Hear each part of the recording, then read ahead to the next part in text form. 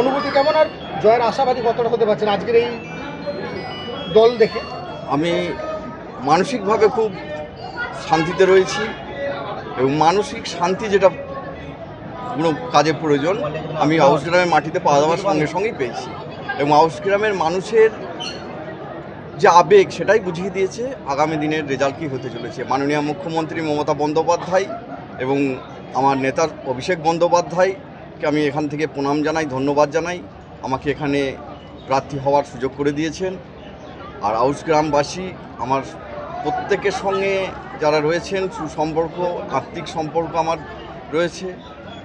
প্রায় সময়ই যোগাযোগ হয়, আমার বাড়ি যাওয়া, অফিস যাওয়া, এখানে আসা, প্রতিটা নেতৃত্বের সঙ্গে আমার যোগাযোগ রয়েছে এবং ব্যক্তিগত একটা সম্পর্ক তৈরি হয়েছে প্রত্যেকের সঙ্গে।